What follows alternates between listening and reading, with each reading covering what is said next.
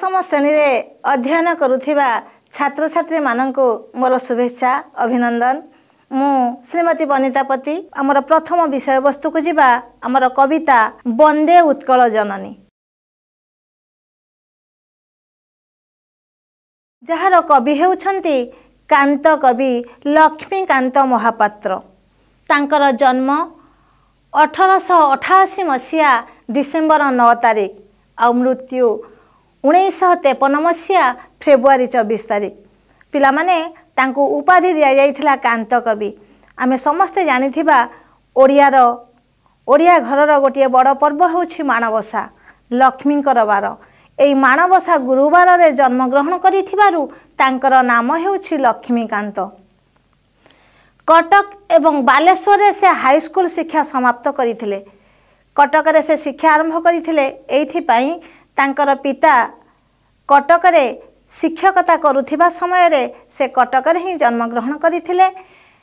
परे तांकर पिता वकिलाती करिबा परे बालेश्वर को जाइथिले, जहा फल रे तांकर हाई स्कूल शिक्षा बालेश्वर रे होइथिला। कटक और बालेश्वर रे हाई स्कूल शिक्षा समाप्त करि सारिबा परे कलिकतास्थ रिपन कॉलेज और कटकर रेभेन्सा कॉलेज रु उच्च शिक्षा लाभ करिथिले। शारीरिक असुस्थता पाई से शिक्षा क्षेत्र रे आगे पारि नथिले। तांकर पारिवारिक गुरु थिले बाबाजी रामदास। तांको परामर्श रे से संगीत रे मनोनिवेश करिथिले। तांकर अनेक कालजयी लेखा ओडिया साहित्य को करिछि समृद्ध। तांकर गोटे उपन्यास रहिछि कणा मामू, असंपूर्ण उपन्यास कणा मामू, संगीत गुच्छ जीवन संगीत, गल्प संकलन देही पद पल्लव मुदारम, लालिका चटक चंद्रहास्य चंपू, प्रबंध संकलन शरीर माध्यम। आमे समस्ते जानिथिबा तांकर एक कालजयी गल्प हेउछि बुढ़ा संखारी, जेउथि पाई से ओडिशार पुरपल्ली रे परिचित।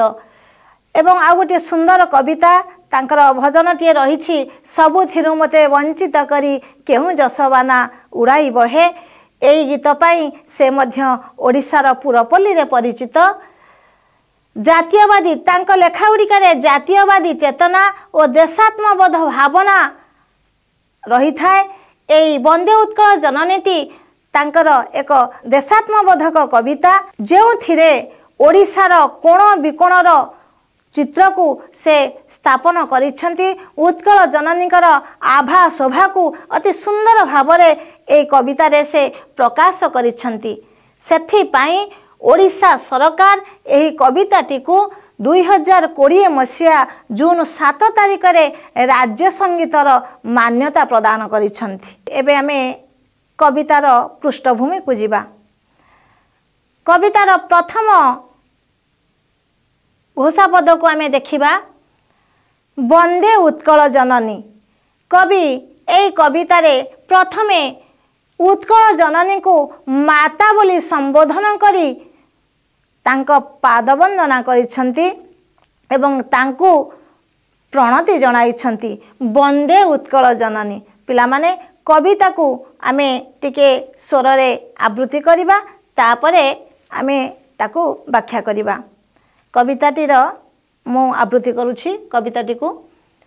वंदे उत्कल जननी, वंदे उत्कल जननी, वंदे उत्कल जननी।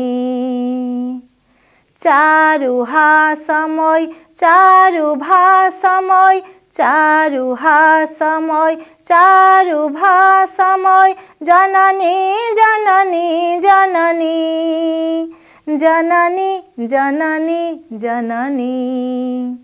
वंदे उत्कल जननी, वंदे उत्कल जननी, वंदे उत्कल जननी। ये थिला प्रथम घोषा पद। आर अर्थ देखिबा। वंदे उत्कल जननी कवितार प्रारंभ रे कवि उत्कल को माता बोली संबोधन करी ताकू प्रणति जणाइछन्ति पिलामाने वंदे अर्थात वंदना करिबा काहाकू कवि वंदना करूछन्ति उत्कल जननी को वंदना करूछन्ति उत्कल को से जननी बोली संबोधन करिछन्ति प्रकृत रे उत्कल हेउछि माँ केवल लक्ष्मीकांत नुहंती अनेक कवि मध्य उत्कल को माँ बोली संबोधन करिछन्ति उत्कल मोर पुण्य तीर्थ उत्कल मोर माँ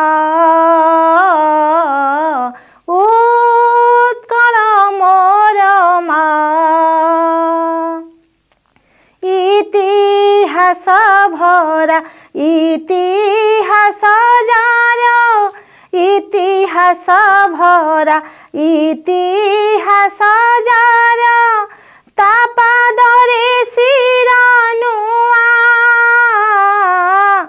उत्कल मोर पुण्य तीर्थ उत्कल मोर माँ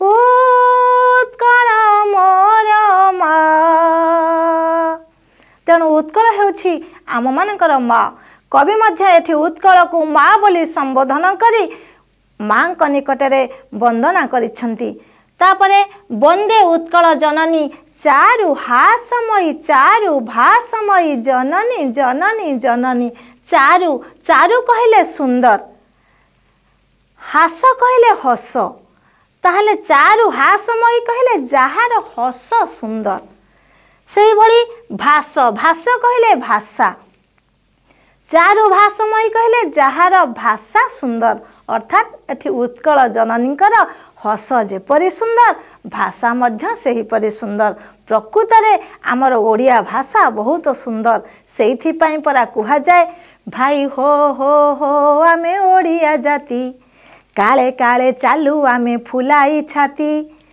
भाई हो आमे ओडिया जाति आमे खांटी ओडिया आम भाषा बढ़िया आमे खांटी ओडिया आम भाषा बढ़िया आमको के टपी जीव नाही सकती भाई हो आमे ओडिया जाति तेणु एई उत्कल जननीकर हस जेपरि सुंदर भाषा मध्य सेही परि सुंदर तेणु एठी कवि कहउछन्ति चारु भाषमयी ताहले एठी हमर प्रश्न मध्य पड़े काहाकू चारु भाषमयी बोली कहा जाइछि ना उत्कल जननी को चारु भाषमयी बोली कहा जाइछि जननी जननी जननी बारंबार कवि उत्कल जननी को जननी बोलिबा माता बोली अभिहित करी तांको वंदना करिछन्ति तापरे आमे प्रथम पद को जिबा पूत पयोधि विधौत शरीरा ताल तमाल सुशोभित तीरा शुभ्र तटिनी कूल शिखर समीरा जननी जननी जननी जननी जननी जननी वंदे उत्कल जननी वंदे उत्कल जननी वंदे उत्कल जननी पूत पयोधि विधौत शरीरा पूत पिला माने देखिबा पूत पदृघौत पूत हैला पवित्र आउ मध्य प हर्षौत पूत हैला पुओ एठी पूत पयोधि विधौत शरीरा पूत एठी पवित्र पयोधि कहिले सागर बा समुद्र विधौत कहिले धोई दबा एवं शरीर कहिले शरीरा कहिले शरीर ताहले एठी कवि कहउछन्ति पूत पयोधि विधौत शरीरा अर्थात हे उत्कल जननी एई समुद्रर पवित्र जलराशि उत्कल जननीकर शरीर को धौत करि दिए बा धोई दिए तापरे ताल तमाल सुशोभित तीरा ताल तमाल हेउछि वृक्षराजी ताल तमाल कहले वृक्षराजी गुड़िक सुशोभित शोभा पाउछन्ति केउठी ना समुद्रर तट देश रे परीक्षा रे मध्य पड़े ताल तमाल वृक्ष गुड़िक केउठारे शोभा पाती ना समुद्रर तट देश रे शोभा पाती पूत पयोधि विधौत शरीरा ताल तमाल सुशोभित तीरा तीरा कहले तट देश समुद्रर तट देश रे ताल तमाल वृक्षराजी मान शोभा पाती। तापरे शुभ्र तटिनी कूल शिखरा समीरा जननी जननी जननी। शुभ्र शुभ्र कहले स्वच्छ बा निर्मल, तटिनी कहले नदी। ताहले स्वच्छ एवं निर्मल धारण करिथिबा नदीर कूलरे शीतल पवन प्रवाहित हुए। देखिबा एठी तटिनी कहले नदी, कूल क दीर्घउल कूल हेउछि नदी तट एवं क हर्षउल कूल हेउछि वंश, आउ शिखरा कहले जलकणा, समीरा कहले पवन।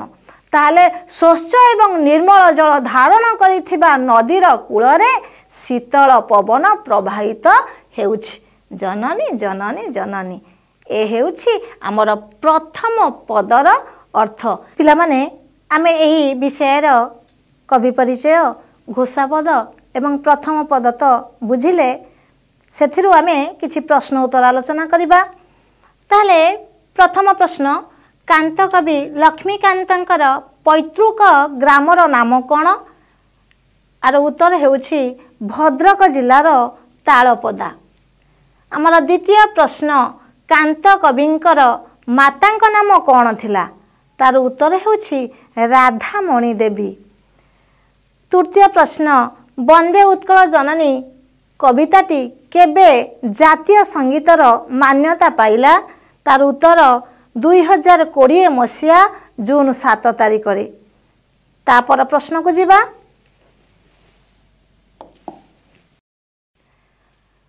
किए उत्कल जननीकर पाद को धोई दिए? ना सागरर पवित्र जल राशि। पंचम नंबर क्वेश्चन, किए स्वच्छ और निर्मल जल राशि को धारण करि थाए? आमर उत्तर हेब तटिनी बा नदी। 6 नंबर क्वेश्चन, केउठारे ताल तमाल वृक्षराजी शोभा पाउ थाए? उत्तर समुद्रर तट देश रे।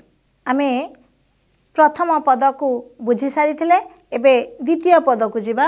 घन घन वन भूमि राजित अंगे, नील भूधर माला साजे तरंगे, कल कल मुखरित चारु विहंगे, जननी जननी जननी जननी जननी जननी।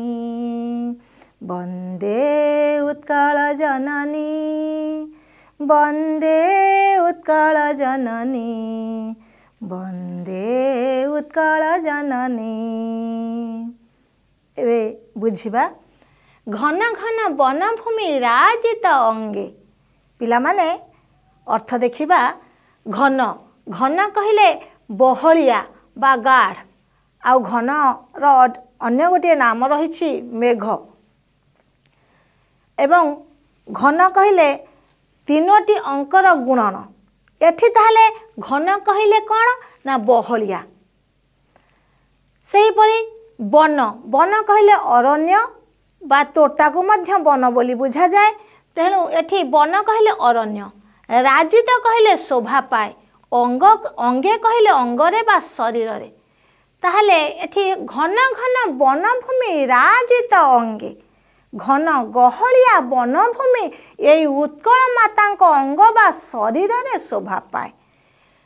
नील भूधरमाला साजे तरंगे, नील भूधरमाला, नील कहले नीलवर्ण युक्त, भूधर कहले पर्वत, भूधर माला कहले पर्वत माला। नील पर्वत माला गुड़िक तरंग कहले ढेउ, तरंग सदृश आमर उत्कल जननी शरीर रे शोभा पाए। सेहीपरि कल कल मुखरित चारु विहंगे, जननी जननी जननी। मुखरित कहले ध्वनित, कल कल ध्वनित अर्थात विहग कहले पक्षी, पक्षी मानकर कल कल रावरे उत्कल जननींकर आकाश मुखरित होई उठे। सेहीपरि भूधर कहले पर्वत, आमे प्रतिशब्द देखिबा। भूधर कहले पर्वत, शैल, गिरी, विभिन्न प्रकार प्रतिशब्द रही। तरंग कहले ढेउ, लहरी, उर्मी, आ विहग कहले पक्षी, चढ़ई, विहग। एसब हूँ तार प्रतिशब्द। ताहले ए पदटीर सारांश मु कहूँ घन घन वनभूमि राजित अंगे नीलभूधर माला साज तरंगे। अर्थात गहलिया वनभूमि गुड़िक उत्कल जननींकर शरीर रे शोभा पाती। ता छड़ा नील भूधर माला गुड़िक अर्थात पर्वत माला गुड़िक तरंग सदृश शोभा पाउथांती एवं विहग मानकर बा चढ़ई मानकर कल कल रावरे उत्कल जननींकर आकाश मुखरित होइथाए। ए हेउछि आमर द्वितीय पारार अर्थ। आमे जो द्वितीय पाराटी पढ़िले ताधरु कौन कौन प्रश्न हो पारे ता उपरे टिके आमे आलोचना करिबा। प्रथम प्रश्न, उत्कल जननींकर अंगरे कौन शोभा पाए? तार उत्तर हेउछि घन वनभूमि। द्वितीय नंबर प्रश्न, भूधर माला को काहा सहित तुलना करा जाइछि? भूधर माला गुड़ी को तरंग सहित बा ढेउ सहित तुलना करा जाइछि। तृतीय नंबर प्रश्न उत्कल जननी का देहरे किए तरंग सदृश शोभा पाउछि? एले आलोचना करिथिली ना भूधर माला गुड़िक पर्वत माला गुड़िक तरंग सदृश शोभा पाउछंती। उत्कलर आकाश काहार कलरवरे मुखरित? विहग बा चढ़ई मानकर। चढ़ई माने जेतेबेले कल कल रावरे आकाश मार्गरे उड़ी जाती ताहा उत्कलर आकाश को आकाशर शोभा को द्विगुणित करिथाए। तेणु कवि एठी सुंदर भावरे ए उत्कल माताकर बा ए उत्कलर सौंदर्य को वर्णना करिसंती। पिलामाने आमे एथर तृतीय पारा को जिबा। सुंदर शाली सुशोभित क्षेत्र ज्ञान विज्ञान प्रदर्शित नेत्र जोगी ऋषि गण उठज पवित्र जननी जननी जननी जननी जननी जननी वंदे उत्कल जननी वंदे उत्कल जननी वंदे उत्कल जननी। पिला माने एथर व्याख्या करिबा बा देखिबा। सुंदर शाली सुशोभित क्षेत्र अर्थात उत्कल जननीकर क्षेत्र कहले खेत बा बिल। उत्कल जननीकर खेत गुड़िक सुंदर धान रे परिपूर्ण बा शोभा पाए। आउ खेतर अन्य नाम मध्य केदार। तेणु एठी ल हर्षई कहले धान वृक्ष, ल दीर्घई शाली कहले स्त्रीर सान भौणी। ताहले सुंदर धान वृक्ष गुड़िक उत्कल जननीकर खेत गुड़िक सुंदर शाली बा सुंदर धान वृक्ष रे परिपूर्ण बा शोभा पाती। ज्ञान विज्ञान प्रदर्शित नेत्रा। नेत्र नेत्रा कहले नेत्र। ज्ञान विज्ञान क्षेत्र रे मध्य उत्कल जननींकर आखि बा चक्षु उद्भासित अर्थात ज्ञान विज्ञान क्षेत्र रे मध्य उत्कल जननी पछुआ नुहंती सबुथिरे आगे अछंती। सही पर देखिबा जोगी ऋषि गण उठज पवित्रा जननी जननी जननी। जोगी ऋषि आमे जानिचे मुनि ऋषि मानकु जोगी ऋषि कहा जाए। उठज कहले पत्र कुड़िया। मुनि ऋषि माने जेउथिरे वास करंती ताकू उटज बोली कहा जाए बा पत्र कुड़िया को उटज बोली कहा जाए। मुनि ऋषि मानकर पवित्र पत्र कुड़िया को मध्य आमर उत्कल जननी धारण करिछि। सेथिपाई से पवित्र जननी जननी जननी। ताहले आमे एथरु कोन जानिले ना अनेक बा सुशोभित धान वृक्ष गुड़िक उत्कल जननींकर खेत को मंडन करि थांती।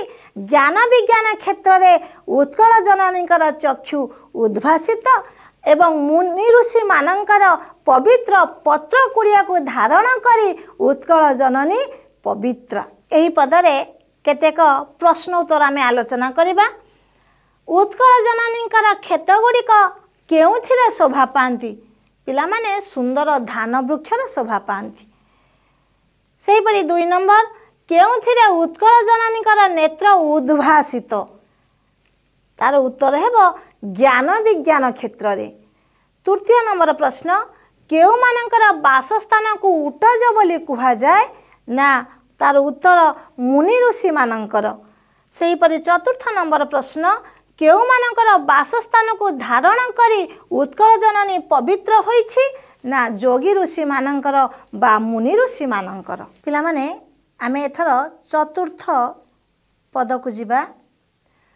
सुंदर मंदिर मंडित देशा चारु कला बलि शोभित बेशा पुण्य तीर्थ जय पूर्ण प्रदेशा जननी जननी जननी वंदे उत्कल जननी वंदे उत्कल जननी वंदे उत्कल जननी वंदे उत्कल जननी। सुंदर मंदिर मंडित देशा आमे समस्ते जानिथिबा आम उत्कल को मंदिर मालिनी बोली कहा जाए। अनेक मंदिर मान एई उत्कल भूमि रे शोभा पाती। सुंदर मंदिर मंडित देशा अर्थात मंदिर मानकरे उत्कल जननी मंडिता। चारु कला बलि शोभित बेशा चारु कहले पूर्वरु कहिछि सुंदर सुंदर कलाकृति रे मध्य उत्कल जननी सुशोभिता शोभा पाती। सुंदर आमर कलाकृति विभिन्न प्रकार सूक्ष्म शिल्प माने शिल्प विद्या बा आमर हस्तशिल्प हस्तकला मध्य आमर एई उत्कलीय माने अत्यंत निपुणा। तेणु सेठी एठी कवि वर्णना करिसेंती सुंदर मंदिर मंडित बेशा सुंदर मंदिर मंडित देशा चारु कला बलि शोभित बेशा चारु कला बलि अर्थात सुंदर कलाकृति रे मध्य आम उत्कल जननी शोभा पाती। पुण्य तीर्थ जय पूर्ण प्रदेशा जननी जननी जननी केवल सुंदर चारु कलारे नुहे पुण्य तीर्थ अनेक तीर्थ मानकर संगम स्थल मध्य एही उत्कल अर्थात एही उत्कल भूमि रे अनेक तीर्थ स्थान मान शोभा पाती। तेणु पिला माने देखिबा पुण्य कहले पवित्र पवित्र तीर्थ मानकर संगम स्थल हेउछि आमर एही उत्कल भूमि। आमे साधारणतः आमे उत्कल रे जगन्नाथपुरी जगन्नाथ मंदिर ताकू से मध्य एक तीर्थ स्थान से भली अनेक आमे भुवनेश्वर लिंगराज मंदिर अछंती विभिन्न पीठरे देवादेवींकर मंदिर बा तीर्थ स्थान मान शोभा पाती बोली कवि तांक लेखनी रे उल्लेख करिसंती। ए जो कविता बा ए जो चतुर्थ पदरे जो प्रश्न रही पारे से विषय आलोचना करिबा। प्रथम प्रश्न उत्कल जननी केउथिरे विमंडिता ना मंदिर मानकरे विमंडिता। द्वितीय प्रश्न किए चारुकला रे सुशोभिता ना उत्कल जननी चारुकला रे सुशोभिता। केउथिरे उत्कल भूमि परिपूर्ण ना पवित्र तीर्थ मानकरे उत्कल जननी परिपूर्ण बा उत्कल भूमि परिपूर्ण। चारु कला बलि शब्दर अर्थ कौन? सुंदर कारुकार्य। एथर आमे पंचम पद को जिबा। उत्कल सुरवीर दर्पित गेहा अरिकुल शोणित चर्चित देहा विश्व भूमंडल कुतवर स्नेहा जननी जननी जननी जननी जननी जननी वंदे उत्कल जननी वंदे उत्कल जननी वंदे उत्कल जननी। पदर अर्थ देखिबा। उत्कल सुरवीर दर्पित गेहा दर्पित प्रथम देखिबा सुरवर सुरवर कहले वीर श्रेष्ठ सुर कहले वीर वर कहले श्रेष्ठ वीर श्रेष्ठ दर्पित कहले दर्पयुक्त बा गर्वित गेहा कहले गृह अरिकुल कहले शत्रुकूल से भली शोणित कहले रक्त चर्चित कहले लेपित बा बोली हेबा, विश्वभूमंडल कहले पृथ्वी सारा, कुतबर कहले सुपंडित विद्वान। ताहले देखिबा उत्कल सुरवर दर्पित गेहा, एई उत्कल जननीकर बा एई उत्कल भूमि रे सुरवर कहले वीर श्रेष्ठ बा श्रेष्ठ वीर मानकर गृह मध्य अवस्थित। उत्कलर अनेक वीर माने जन्म ग्रहण करिसेंती एई उत्कल भूमि रे। अरिकुल शोणित चर्चित देहा, अर्थात अरिकुल कहले शत्रुकूल, शत्रुकूल नाश करिबा पाई सते जेपरि उत्कल जननी अनेक वीर संतान मानंकु ता गर्भरे धारण करिछि। वीर योद्धा माने उत्कल मान बा उत्कलर मान रखिबा पाई, उत्कलर गौरव रक्षा करिबा पाई शत्रु मानंक सम्मुखरे दंडायमान हुअंती, शत्रु को मारंती अबा मरंती, से केबे पछ घुंचा दियंती नाही। तेणु शत्रु मानंक रक्तरे उत्कल जननींकर शरीर को से माने अनुरंजित करिथांती। अर्थात ए भली योद्धा मानंको धारण करी उत्कल जननी आज गर्वित। विश्व भूमंडल कुतबर स्नेहा, विश्व भूमंडल कहले सारा पृथ्वी रे, कुतबर कहले ये उत्कल जननी मध्य खाली वीर योद्धा मानंको नुहे, अनेक सुपंडित को मध्य ता गर्भरे स्थान देइछि। अर्थात ए उत्कल भूमि रे अनेक पंडित विद्वान माने मध्य जन्म ग्रहण करिछंती, जहा फलरे सेमाने सेमानकर ज्ञान गारिमारे उत्कल जननींकर शिर को उच्चा करिछंती बा उत्कल जननींकर प्रसिद्धि को सेमाने सारा विश्व रे प्रचारित करिछंती। सेमानंको जोगु उत्कल जननी सारा विश्व रे प्रशंसित होई परिछि। तेणु आमे एई पदरे थिबा शब्द गुड़िकर प्रतिशब्द मध्य देखिबा। सुर कहले वीर बा बलवान, गेह कहले गृह आलय बासस्थान, अरि कहले शत्रु बैरी रिपु, रिपु को मध्य शत्रु कहा जाए। रक्तर प्रतिशब्द होछि शोणित रुधिर, आ विश्वर प्रतिशब्द होछि जगत संसार सकल। आमर एई पदरे केतेक प्रश्न होई पारे, आमे जानिबा तार उत्तर मध्य आलोचना करिबा। आमर एई पदरे प्रथम प्रश्न, केउ मानकर बासभूमि उत्कल रे अवस्थित? आमे तार उत्तर हेबो वीर और योद्धा मानकर बासभूमि एई उत्कल रे अवस्थित।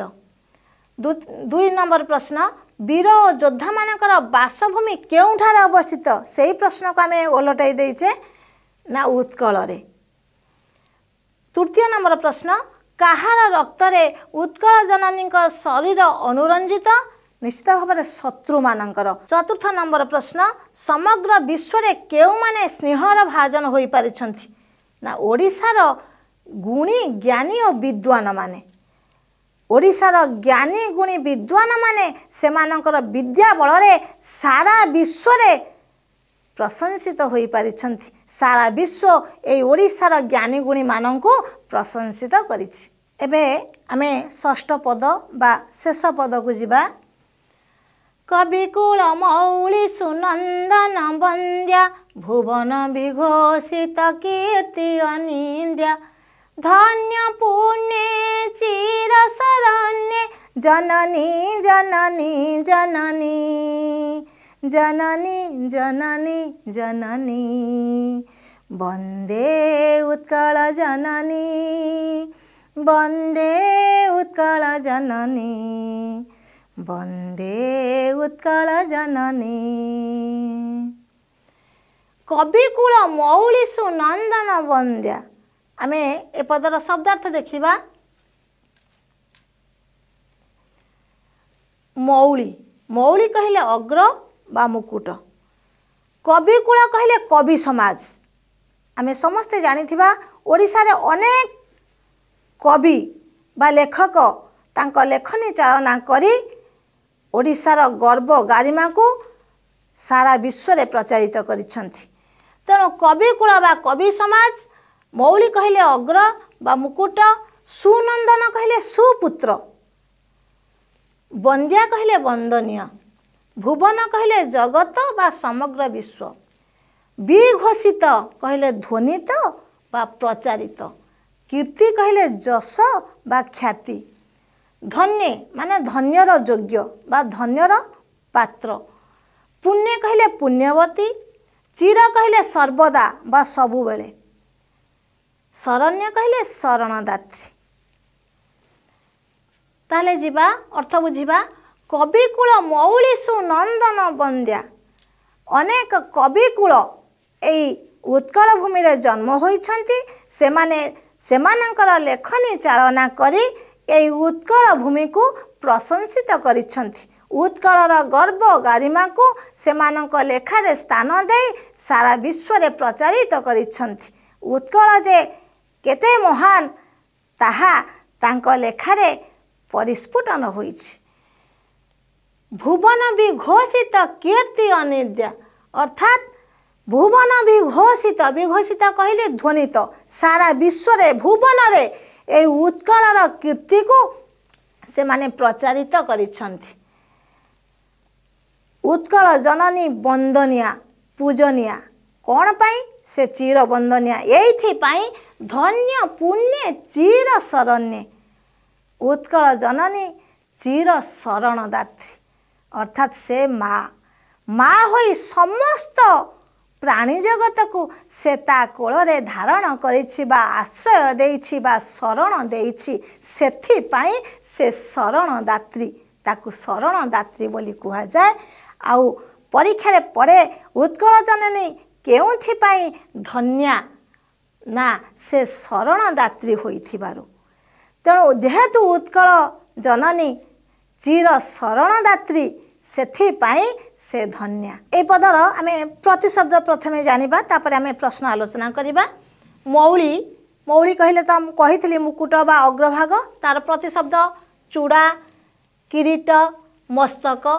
नंदन कहले पुत्र, संतान, पुओ, तनुज। भुवन कहले जगत, विश्व। से भली कीर्ति कहले जस, ख्याति, सुनाम।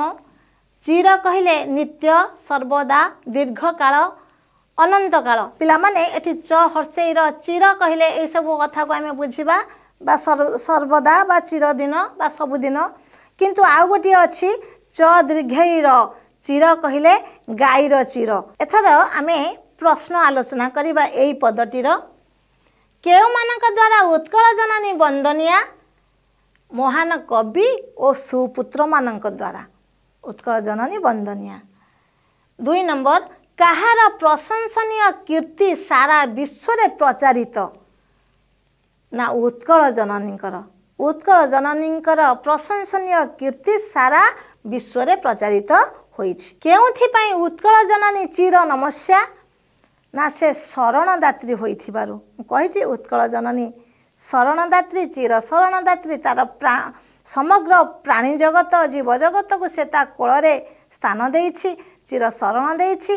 तेणु माँ भली से पालिछि, तार साक तंडुल रे समग्र प्राणी जगतंकर प्राण परिपुष्ट होइछि।